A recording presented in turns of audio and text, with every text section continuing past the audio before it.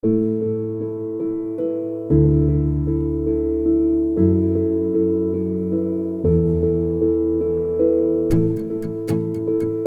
que, bueno, los tres relatos han sido muy interesantes, son distintas perspectivas y bueno, de esto es de lo que se trata, de tratar de recuperar cuál ha sido nuestra experiencia, cómo hemos trabajado, qué nos ha impactado, dónde ha habido estos quiebres y demás. Así que creo que fue muy rica esta mañana hasta ahora.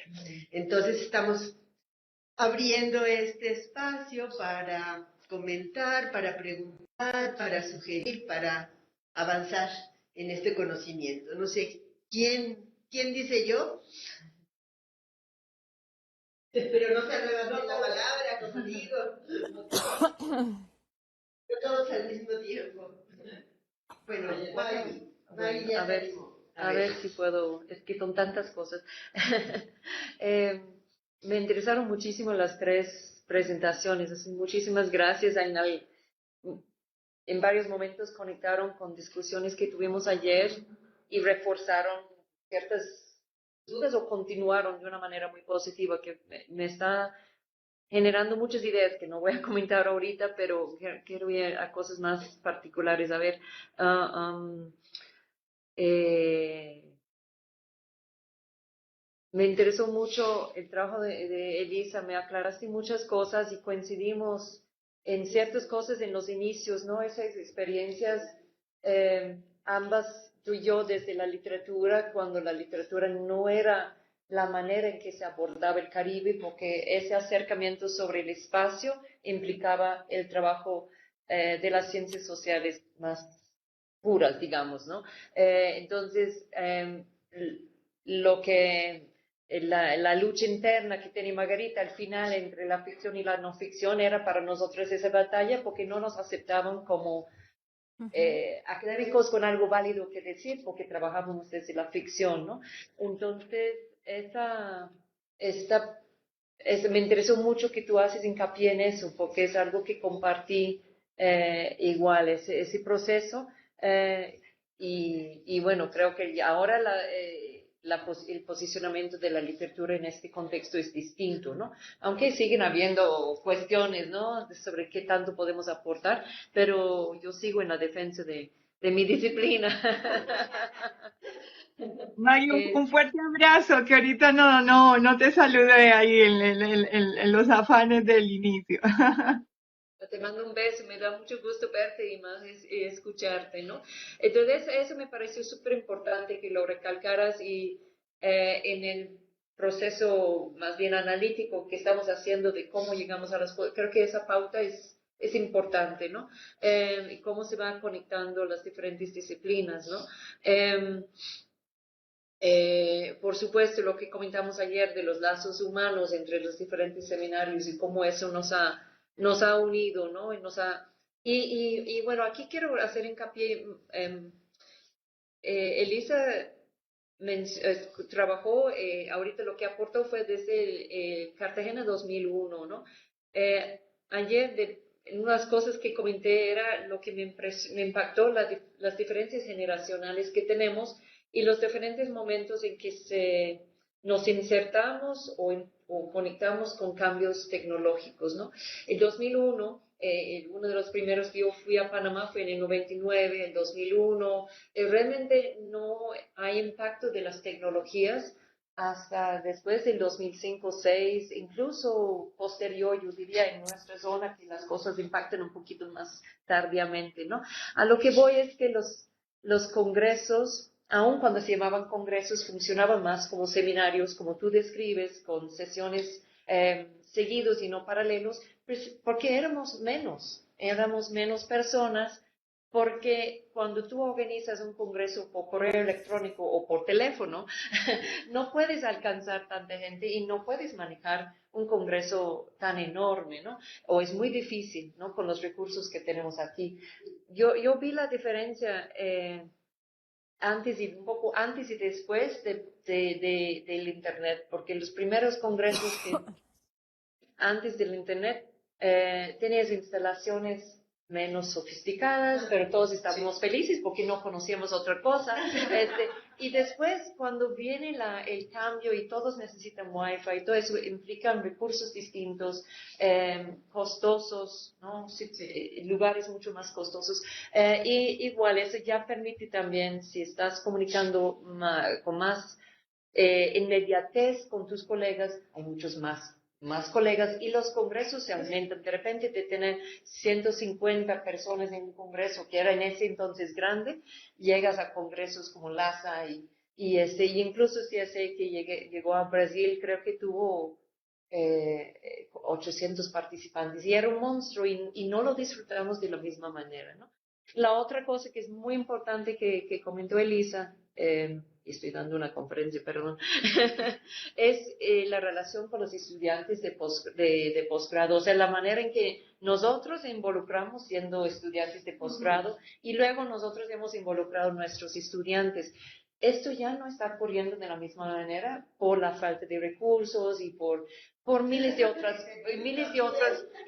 otras cosas, ¿no? Y es una lástima porque es otro vínculo que ya tenemos que llamar casi vínculo histórico, ¿no? De la manera en que nos entramos por nuestros mentores y cómo fomentamos a nuestros estudiantes ese mismo especie de mentoría, no sé cómo se dice en español, ¿no? Entonces me encantó que Elisa comentara esas cosas, ¿no? No tengo una pregunta específica para Elisa, pero sí esos aspectos son súper importantes. Claro, lo pequeño y la falta de comunicación también hace que a veces quedan demasiado como organizado a partir de compadrazgos. Eso es mi observación en el evento de Cartagena, era que casi quedó como un boys club cuando yo lo conocí años después, que es la debilidad de ese sistema cuando no se amplía, pero bueno, ese es otro asunto, ese es otro asunto. Era en 2017 y quedé impactado por la presencia de, de los cuates y los cuates masculinos, los cuates, sí, no les cuates.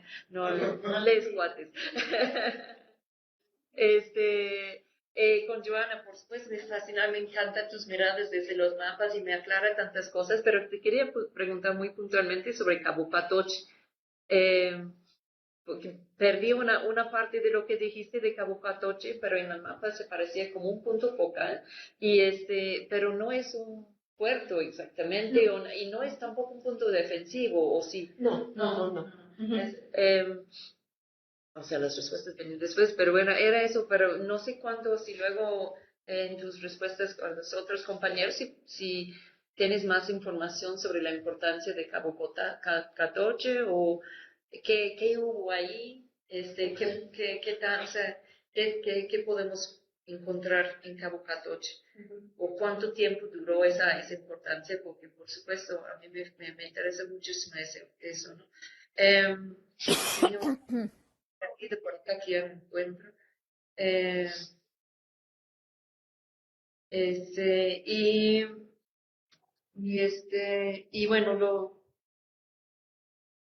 ah, lo dejo para que otras personas participen porque no encuentro rápidamente lo que quería preguntar. ¿Tú, José, querías preguntar algo? Sí. Sí, ok, adelante. Bueno, en realidad, bueno, es un gusto estar aquí con todas y todos ustedes en el evento. Yo me disculpo porque ayer tenía yo muy mala conexión. Pude escuchar, pero creo que no se me pudo escuchar a mí lo que yo quería decir el día de ayer. No es mi intención repetirlo, sino retomar algunas cosas que dije ayer en función de las presentaciones del día de hoy. Una de las cosas que veo en esas primeras tres presentaciones es justamente la manera en la que nosotros, desde nuestros distintos temas, también desde nuestras distintas disciplinas, nos hemos acercado al espacio caribeño y hemos identificado problemas, situaciones, temas de investigación y líneas de investigación. En ese sentido, creo que es parte de lo que yo traté de decir ayer, que había que como que subrayar para futuro, para lo que vamos a hacer, cuáles han sido los ejes transversales, ¿no?, que hemos identificado como ejes que son transversales en el Caribe y que por tanto identifican a nuestro objeto de estudio o nuestro tema de trabajo y definen nuestra línea de investigación, creo yo. Bueno, una de las cosas que, como siempre, yo disfruto escuchar a Johanna y aprendo mucho, siempre, siempre he disfrutado. Y en mi presentación yo voy a hablar de cómo llegué aquí, y ahí viene algo de esto que ratifica que siempre aprendo de ella. Y una de las cosas que te quiero hacer un comentario y una pregunta muy puntual. Yo creo que lo que Johanna nos ha puesto en esta presentación y en otras que has abordado, el tema de la cartografía, el mapeo, la representación del espacio y cómo tú lo has ido, digamos, interrogando para tu definición conceptual del espacio y determinar la naturaleza de tu propio análisis. Una de las cosas que a mí me surge la pregunta, y creo que es un problema en términos de nuestro trabajo, es justamente la nominación del espacio, ¿no? Como problema, digamos, un tanto más metodológico, ¿no? En función de qué hacemos esa denominación o nombramos al espacio como tal. Tiene una historicidad, como nos ha mostrado Johanna, y esa historicidad se ubica en distintos niveles y registros del discurso, ¿no? Los cartógrafos eran unos, ¿no? Y entre ellos hablaban y entre ellos se decían cosas que entendían entre la comunidad, no sé si es pertinente llamarla comunidad, pero o entre el conjunto de cartógrafos que hacían este trabajo. Pero ¿qué tanto llegaba eso? En dos niveles. En el nivel de la política, los políticos lo entendían realmente, esas denominaciones cartográficas, y luego la sociedad, porque lo que yo he encontrado, sobre todo ahora que he volteado a ver la época colonial, es que la gente no tiene idea de dónde está, ¿no? Sí sabe pues, que está en una isla, sabe que está en tierra firme, pero no tienen esa noción del espacio y mucho menos la nominación del espacio.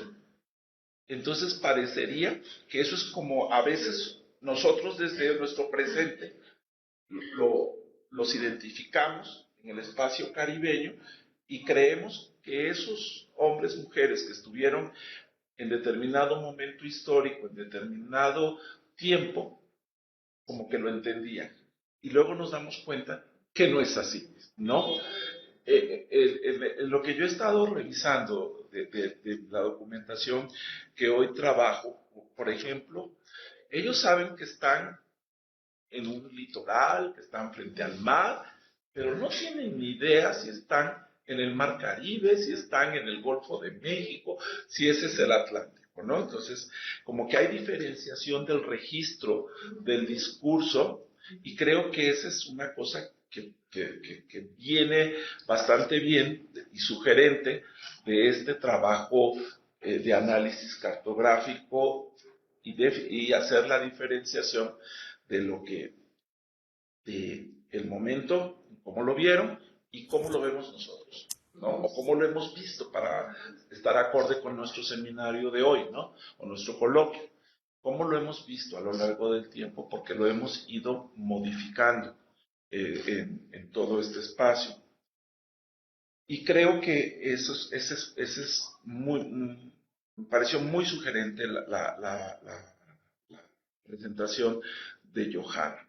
También allí creo que se desprende, por ejemplo, un análisis de tipo generacional, que creo que era un poco lo que hablaban ayer, en términos de estos personajes que a lo largo de los últimos 30, 20 años o más atrás, quizás 50, 40, 30 años, han estudiado el Caribe, que también ha habido una transformación de esta visualización del espacio caribeño. Lo vemos en algunos autores, ¿no? que son nuestros referentes, pero que debemos un poco identificar cómo han visto a este espacio en términos generacionales, en términos de las escuelas de estudio que se han formado o de las tradiciones, ¿no? Porque incluso mismos nuestros alumnos no lo ven como nosotros, como lo vimos nosotros, y creo que a lo mejor valía la pena ahí como hacer algún tipo de reflexión. Mi pregunta muy puntual, Johanna, me queda claro lo del Caribe. ¿Y el Golfo de México cómo fue nominado? ¿Cuándo fue nominado Golfo de México? ¿Lo tienes identificado como tal? Porque creo que también sería como importante rescatar esto del Golfo de México en función de que no era México, era Nueva España, ¿no? En aquel momento, ¿no? Entonces, ahora como que nos suena muy natural, sí, claro, es el Golfo de México, es el seno mexicano, y bla, bla, bla, pero eso en siglos que llamamos coloniales no era así, ¿no? Entonces, a lo mejor allí, por eso pregunto. Porque el mapa también que mostró decía las Antillas mexicanas, ¿no? Entonces yo pensé que raro, porque era Nueva España, ajá, sí.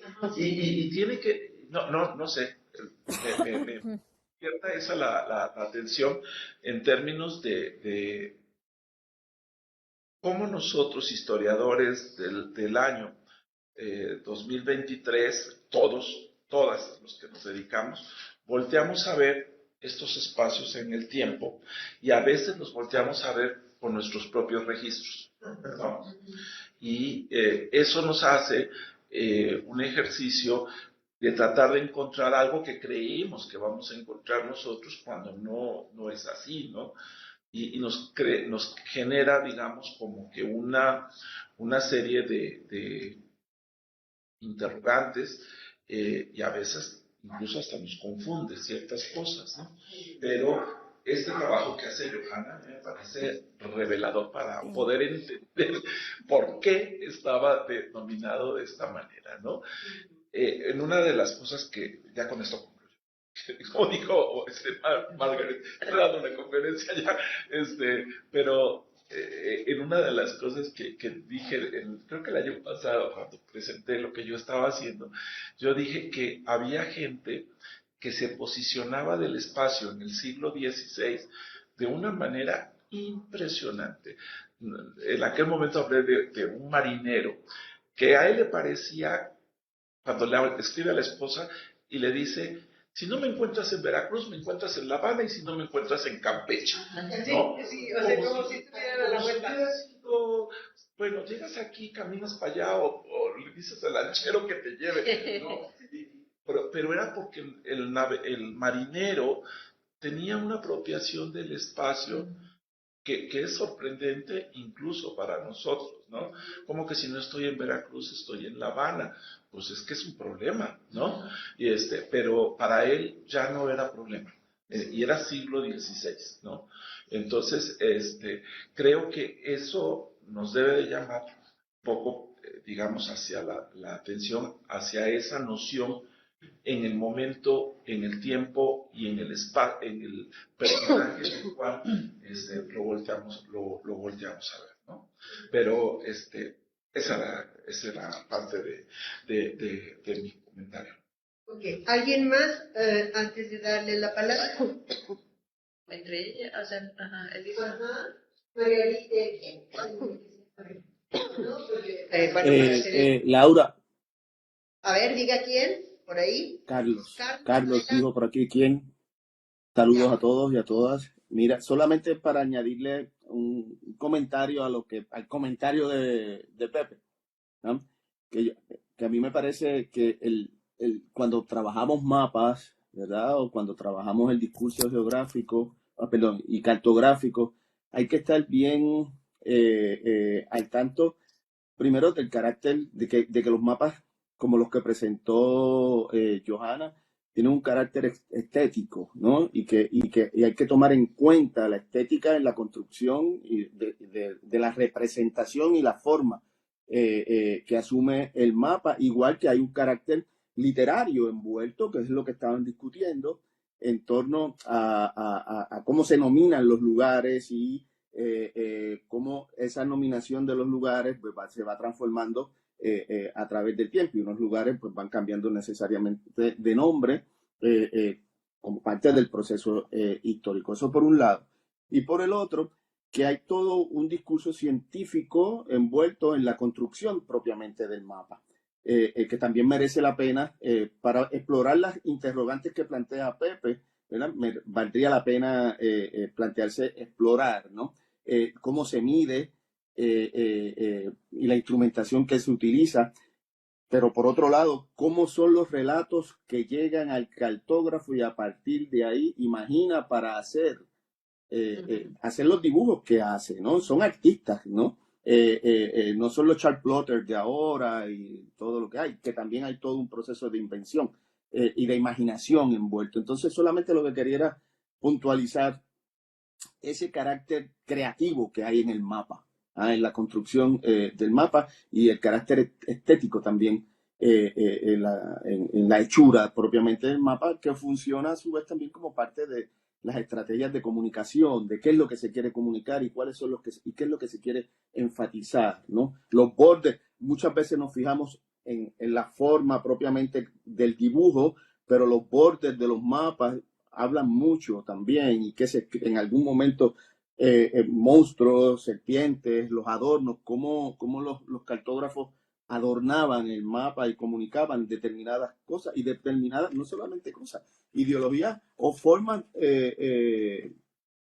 epistémicas de producir conocimiento, su conocimiento, el que querían comunicar. Nada, ahí lo dejo. Ese era solamente el comentario que quería hacer, provocado por los otros comentarios. Gracias. No, muy bien.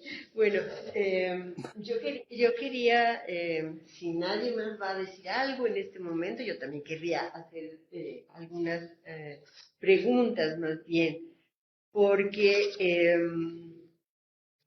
en el caso de Lisa, creo que ella está planteando, bueno, está trayendo, con esta experiencia, está trayendo a colación un problema que existe ahora también en la comunicación con los estudiantes, que no necesariamente está solo enfocado a, bueno, a lo que vimos en el grupo de Cartagena y cómo se derivó a otros intereses, sino también, y creo que es algo que debemos cuestionar y debatir, es cómo los estudiantes de ahora se interesan o no por la región y, como dijo Pepe, por la forma en la que a lo mejor nosotros nos acercamos, ¿no?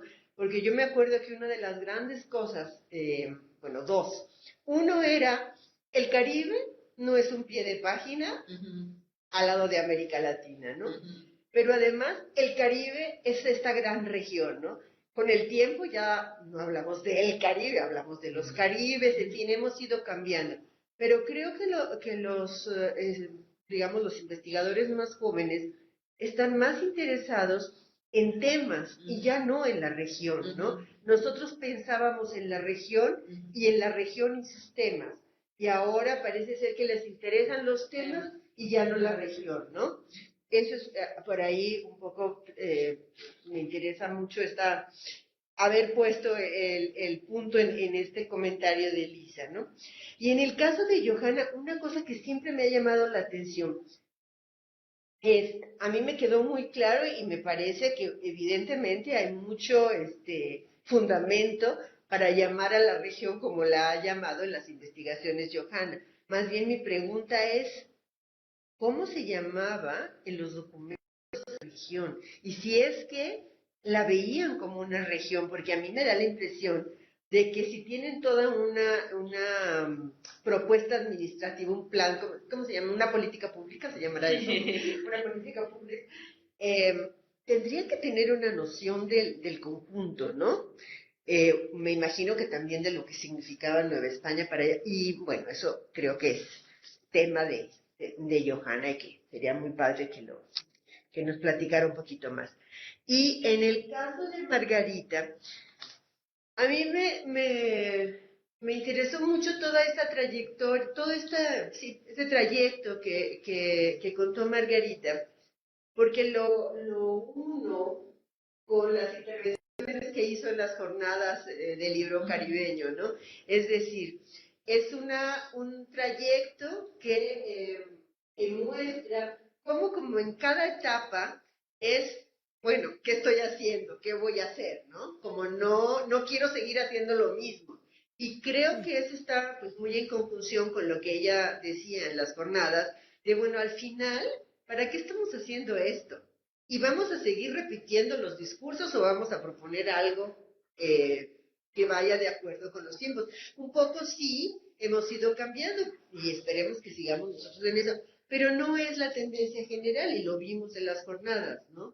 Hay también discursos que se siguen repitiendo sin ninguna cuestionamiento y sin ninguna investigación, ¿no? Es decir, ahí hubo afirmaciones que la realidad no soporta, ¿no? Entonces, bueno, sí me gustaría mucho también como traer a la discusión esto que deje evidente como este trayecto de Margarita. No sé si alguien más, alguien por allá, ¿cómo es? En las sedes de los otros participantes, creo que Pedro está muy... Elisa, a ver, Elisa, diga Sí. usted. Bueno, no, me parece muy interesante porque pues siempre las exigencias académicas nos obligan en cierta manera a ir directamente a nuestros temas de investigación y no tanto a cómo llegamos ahí o todo nuestro trasegar. Y creo que algo que pone en evidencia y me parece, digamos, interesante cómo Maggie y yo partimos de la literatura, en mi caso de la ortodoxia de la literatura en la Complutense de Madrid, doctorado en filología hispánica, que llegué a escuchar que estos temas del Caribe y la cultura en la literatura eran de antropología, no de literatura, bueno, todo ese tipo de cosas. Y llegamos entonces a articularnos con temas históricos y de otras áreas del conocimiento. Y Margarita, que parte de estudios de relaciones internacionales, entonces va llegando a la literatura. Pero lo que pone en evidencia esto, y ahí también me parece muy importante lo que acaba de apuntar Laura, de cómo, digamos, al menos como nos formamos y en el ejercicio y nuestra aproximación a lo que investigamos, estamos preocupados y preocupadas por la región y dentro de esa, y nos guían unos temas, pero para mirar la región y cuestionar y confrontar la región en su diversidad, en su unidad, en su fragmentación y en su complejidad. Y, y que digamos los trabajos más actuales se enfocan en lo disciplinar y la región viene a ser un accidente, una localización geográfica, pero no lo que le da como la explicación y la razón de ser al fenómeno. O sea, no es mirar una problemática para entender la región y dar una aproximación a la historicidad y la complejidad de la región. Y eso lo vemos también en los encuentros, llámese CCA, llámese este seminario del Caribe en Cartagena, y pone también de manifiesto un asunto que quizás lo vivimos esta generación que está incluida, que estamos debatiendo y intercambiando en este momento, y que la tienen de manera muy diferente los más jóvenes, y es la imposibilidad de realizar estudios sobre esas problemáticas del Caribe teniendo en cuenta la región desde lo estrictamente disciplinar. O sea, tarde o temprano, no importa de qué disciplina partimos, tarde o temprano tenemos que romper con esas disciplinas y empezar a profundizar e indagar en otras para poder encontrar esas explicaciones a la región. Porque no es posible quedarnos en un asunto de lo estrictamente disciplinar y pensar la región y pensar las problemáticas de la región desde este enfoque de estudios del Caribe, ¿sí? Desde ese conocimiento situado, desde digamos, inscribirnos en las tradiciones de pensamiento de la región también. No solamente en la perspectiva, sino de dónde nutrimos epistemológicamente, conceptualmente, y dónde construimos, digamos, las bases del sustento de esas reflexiones. Entonces, resulta imposible hacerlo disciplinarmente. Y esa es la diferencia con estos estudios más recientes, que al enfocarse en una temática, en algo concreto, obviando las particularidades de la región, entonces, y de ahí también vienen, digamos, lo que para mí resulta problemático, porque yo vengo con un arsenal conceptual teórico de cómo se aborda una determinada problemática en la academia brasileña, en la academia de Estados Unidos, en la academia francesa, aplicársela tal cual a la región del Caribe, ¿sí? Y ahí a mí entonces ya me empiezan a patinar muchos de esos análisis porque no están teniendo en cuenta los contextos. Porque entonces me hacen estudios comparados de problemáticas históricas o políticas contemporáneas o sociales contemporáneas, donde me están aplicando el mismo baremo, el mismo parámetro, y ya las cosas no funcionan. Ya ahí pues puede ser un ejercicio académico, pero ya, digamos, de cómo se arraiga con unas realidades para dar explicaciones a esa realidad, ¿sí? Ya ahí no, ya ahí no, ahí ya no aplica. Entonces, bueno, no, solo quería hacer este comentario. Muy bien. Entonces, a Sí, ver, Manolo. sí. Sí, adelante. Ajá, Laura.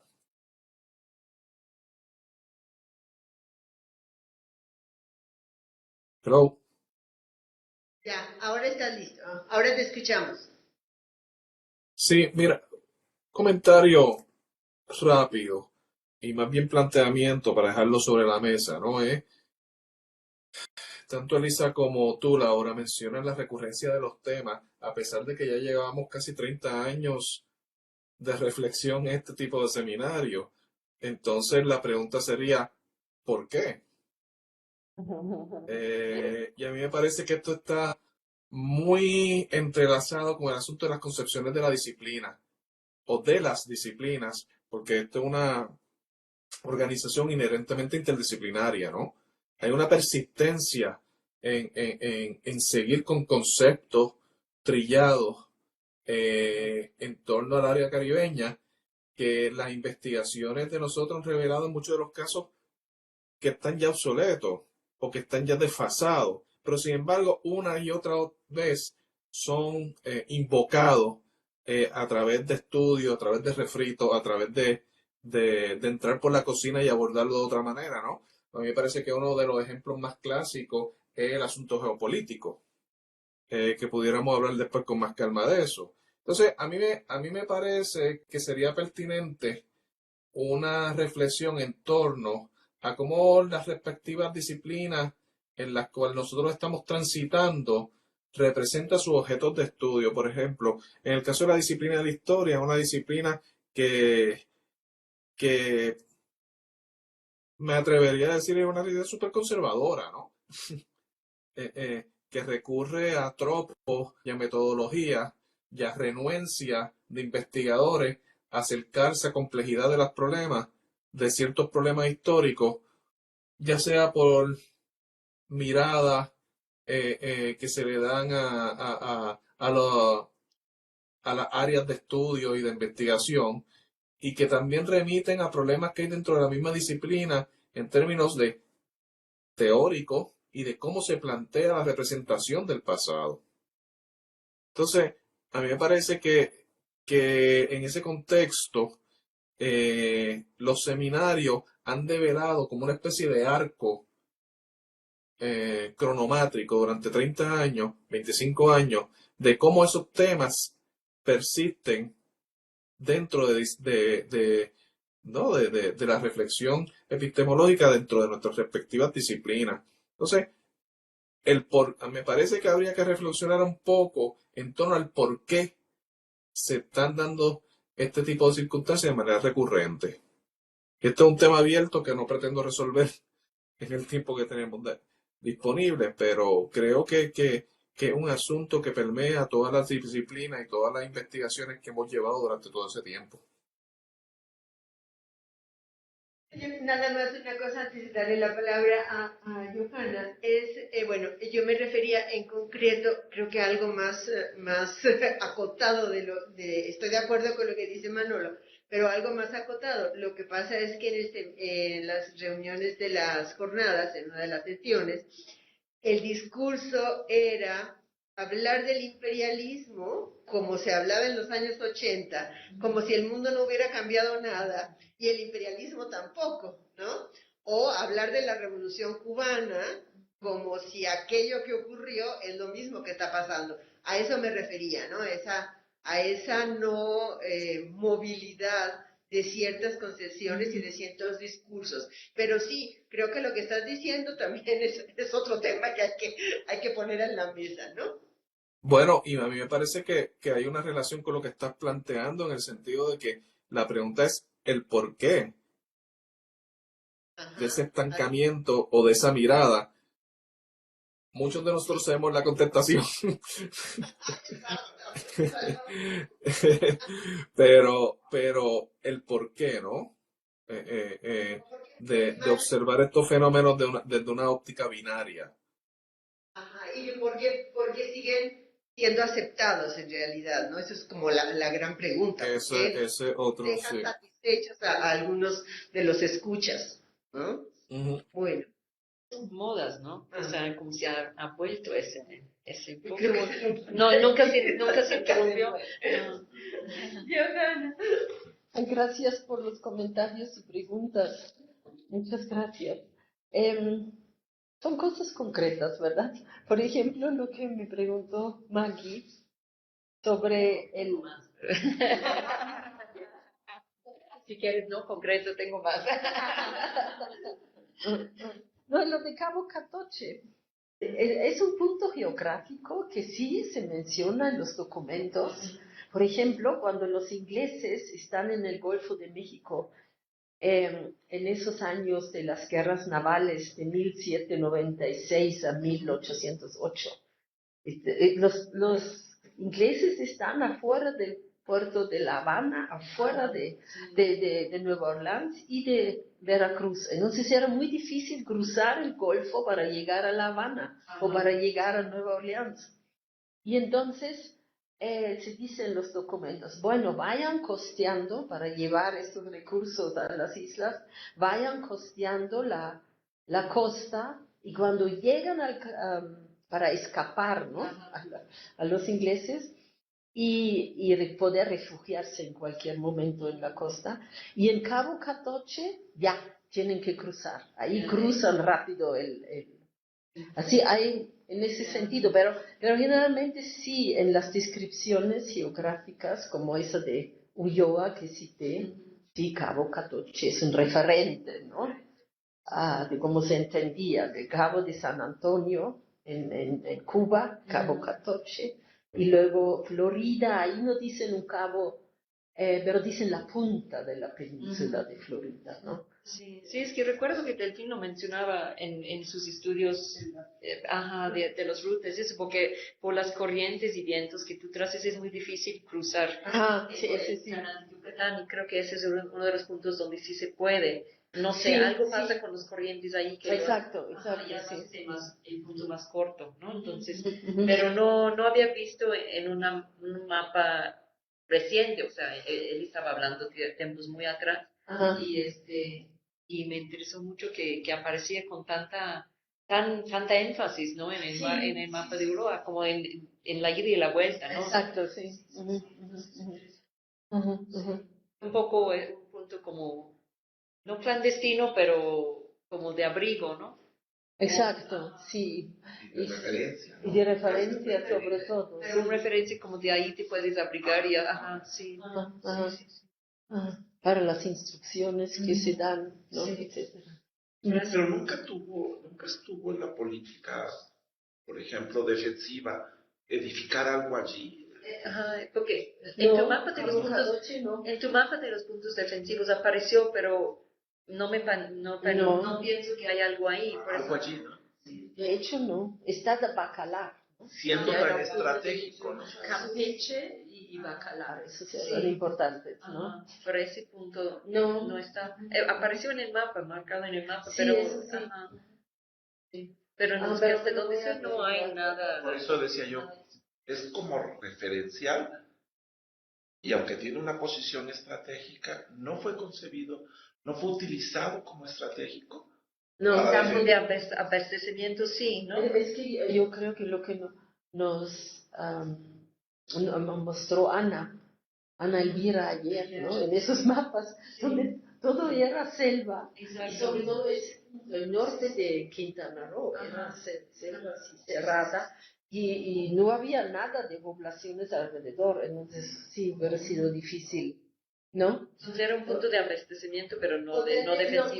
Tal vez porque era el paso, Ujú. si hacías una fortaleza ahí como que no era o sea, es movimiento, no cierra. Sí, sí, y no había nada atrás para defender. Pero seguramente hay un cenote ahí porque tienen que haber tenido acceso a agua. Entonces, Ah, trazar bueno.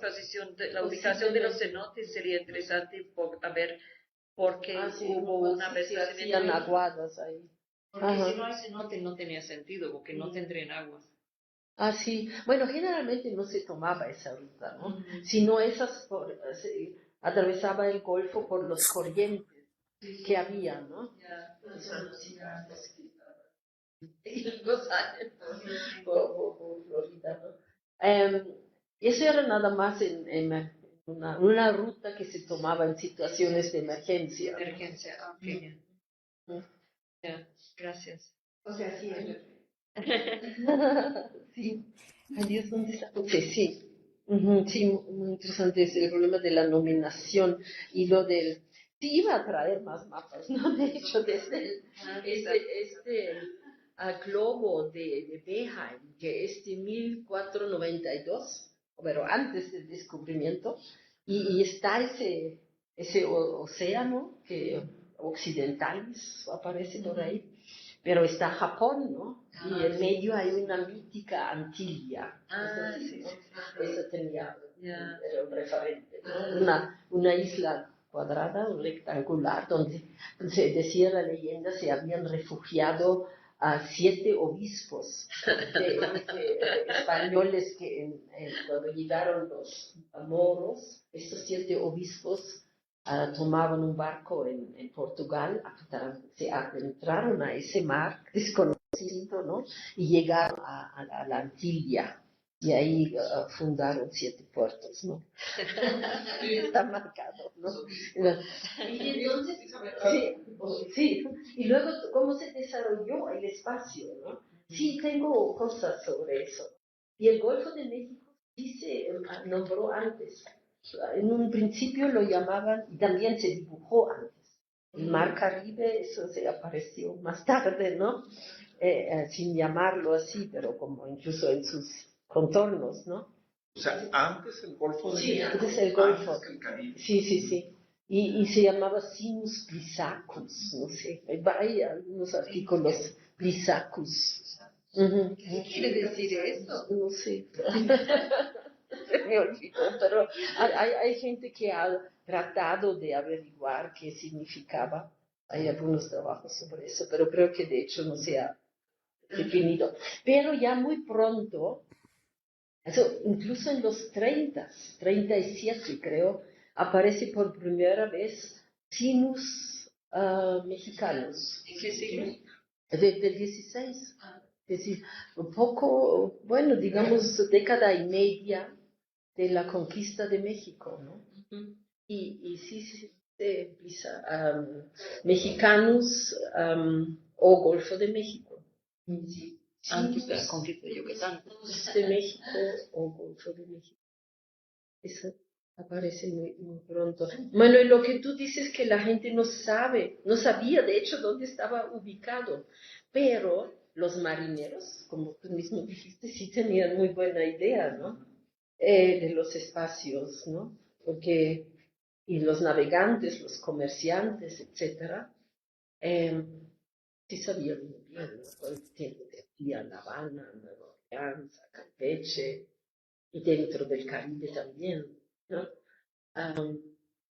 Y no sé, en los puertos, yo creo que en muchas familias había pescadores o marineros, etcétera, y ahí el desconocimiento no creo que era tan grande donde estaban, ¿no?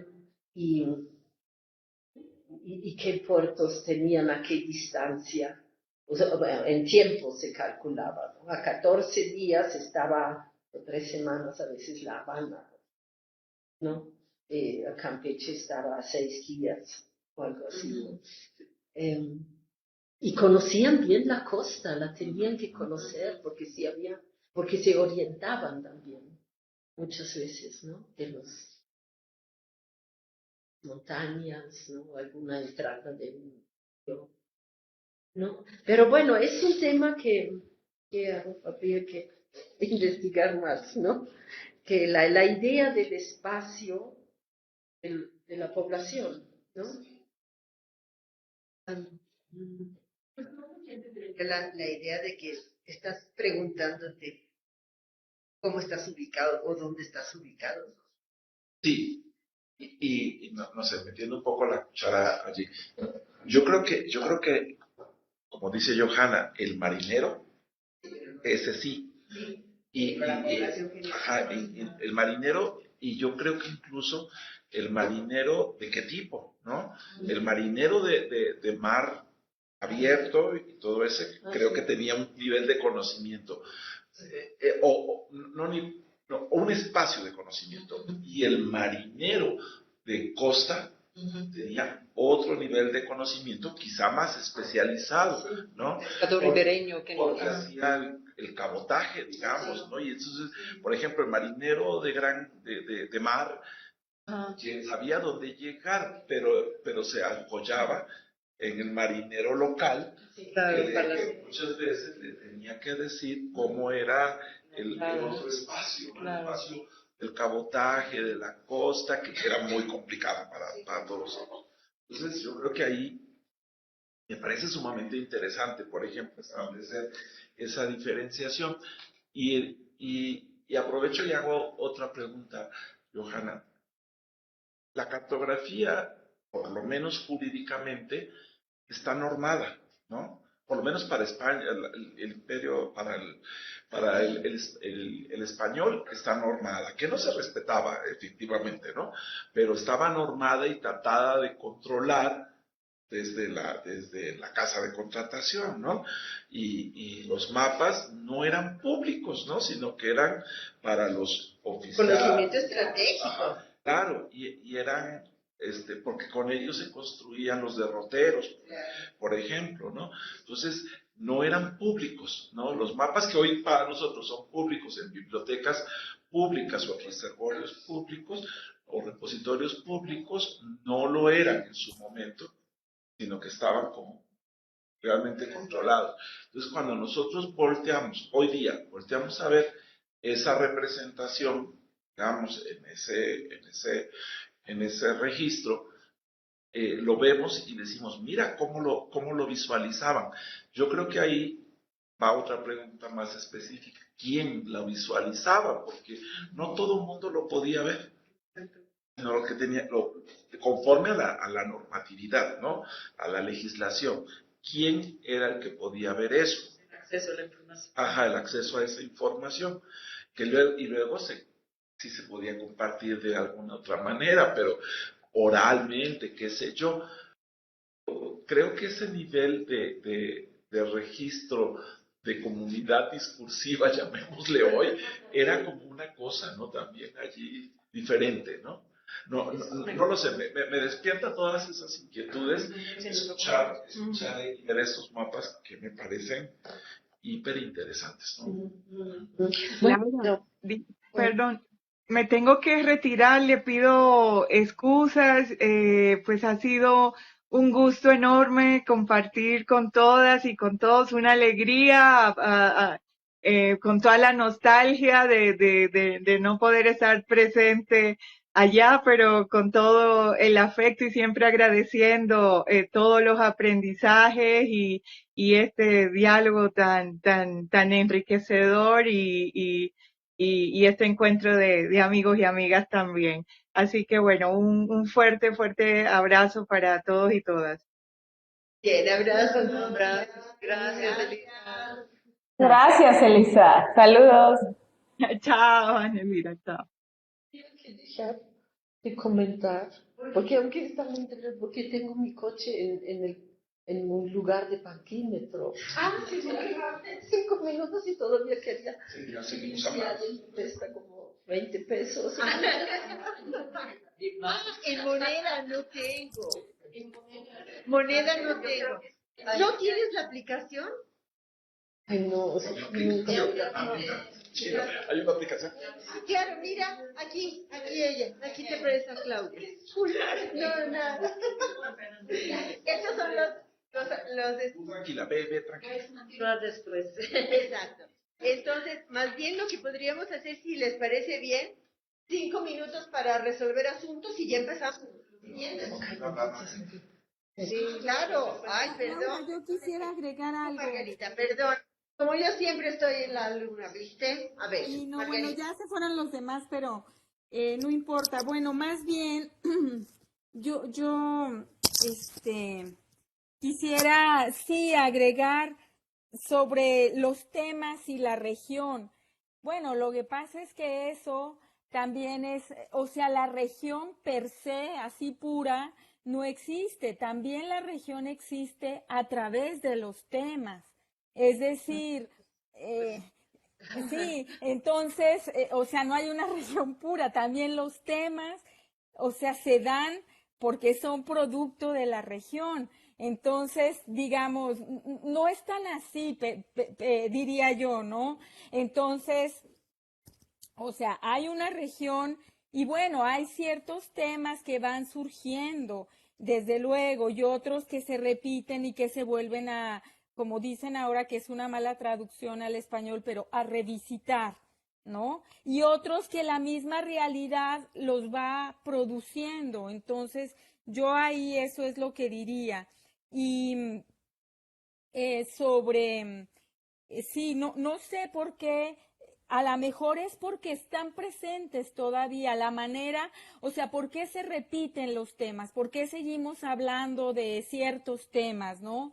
Yo creo que porque están ahí presentes todavía. A lo mejor lo que no sabemos luego es cómo romper con esas inercias de análisis, de aparatos conceptuales que luego ya no corresponden o no van al ritmo de cómo evoluciona una realidad, como yo lo decía, no sé, también, porque es cierto que aparecen procesos, por ejemplo, el proceso migratorio aparece, no ha dejado de aparecer, pero va adquiriendo nuevas características. Entonces, ¿cómo hacemos para construir un aparato conceptual que se adapte o que trate de explicarlo más bien, ¿no? O sea, es una cuestión también de ritmos, de tiempos.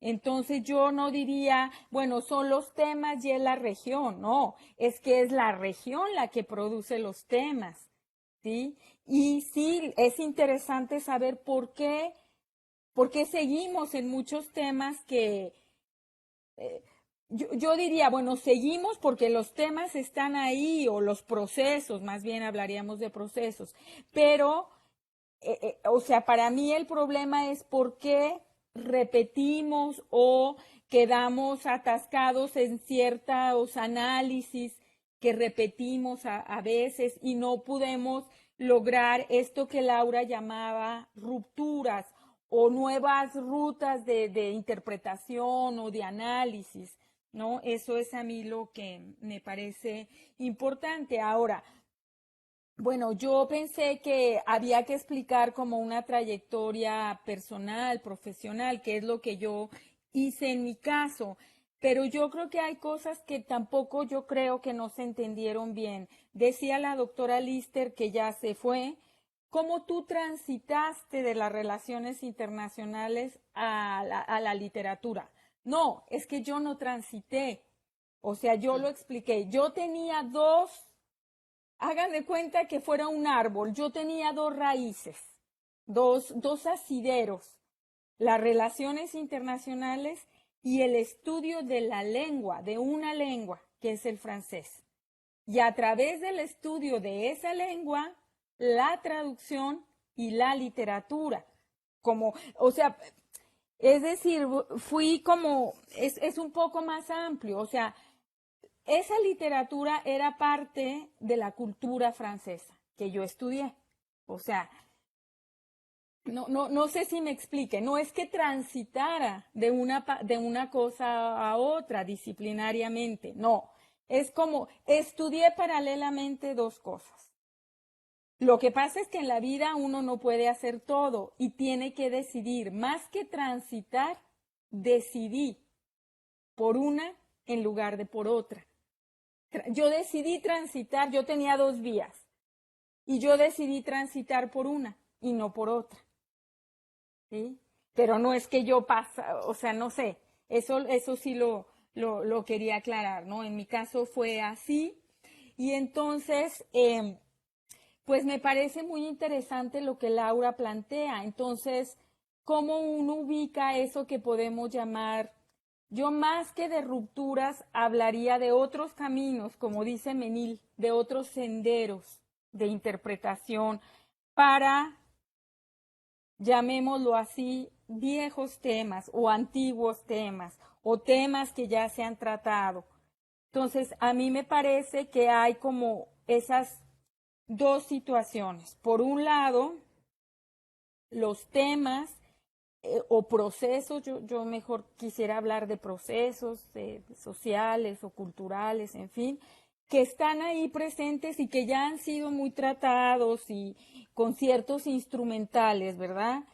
O sea, si están presentes, ¿cómo tratamos esos temas con sus nuevas o situaciones que surgen alrededor del mismo tema, pero con otras perspectivas de análisis? Y por otro lado, los nuevos, si se puede, hablar temas o procesos que surgen y qué instrumentales tenemos para analizarlo. Yo lo ejemplificaba con el caso de la migración, ¿no? Haitiana, en México particularmente la reciente, que tiene unas características que no corresponde a la de los años 60 o incluso que cambia de unos meses para otros, en fin. Entonces creo que hay dos situaciones en ese sentido, ¿no? Y cuando yo hablaba de rupturas, bueno, yo no hablé de rupturas, más bien Laura se refirió a rupturas. Yo más bien hablé de lo que a mí me había abierto otras perspectivas, por eso hablé de Menil, por eso hablé de Picot, por eso hablé de Glissant, ¿no? Entonces, en ese sentido, pues a lo mejor habría que ver ellos, esas obras, esos autores y otros muchos que seguramente yo no conozco, o sea, ¿cuáles fueron, si podemos hablar de ruptura? Senderos, qué perspectivas abrieron y en ese sentido pues hacer también una especie como de revisión, no de balance para poder ver también o sea en qué punto estamos y cómo podemos proponer como nuevas u otras rutas de análisis, ¿no? Y en ese sentido me parece muy valioso el texto del que se ha hablado del doctor San Miguel, que yo no conozco, pero que voy a leer, cómo él habla de estos, sí, de estos escombros, de esto que ya no nos está sirviendo. yo creo que ese balance es muy importante también hacerlo, pero yo lo que no estoy segura es, o sea, en mi caso, si podría ser tabula rasa de todo lo que hay y entrar a una perspectiva completamente diferente, no lo sé. O si también se puede volver a ciertos textos y a partir de una lectura mucho más crítica, pues proponer otras cosas, no lo sé. Eso es lo que yo podría decir. Ah, bueno, si es que no está Johanna. Y también lo dije ayer, pero lo vuelvo a decir, me parece muy importante como un mecanismo de conocimiento y de diálogo intercaribe las traducciones. O sea, siempre lo he dicho, no nada más las traducciones literarias de obras literarias, sino desde luego de autores y de ensayos y de otro tipo, pero yo creo que es importante, muy, muy importante y que hace mucha falta una labor de traducción, porque con esa diversidad de tantas lenguas en el Caribe, bueno, a mí me parece fundamental. Incluso a otros idiomas que no son europeos propiamente como tal, ¿no? Como es el caso de los creoles. Bien. Bueno, pues creo que esto va a dar todavía para más conversaciones y bueno, esta es la idea. Lo hemos dicho ya en varias ocasiones. Esto es como el primer acercamiento para ver qué es lo que va a resultar, así que el próximo año tenemos todavía varias oportunidades de verlo. Un trabajo enorme el próximo año. Oigan, bueno, por ahora, 5 minutos o de plano nos vamos. Pues hagamos 5 minutos. 5 minutos y vengo rapidísimo. Vamos corriendo. Todo el mundo.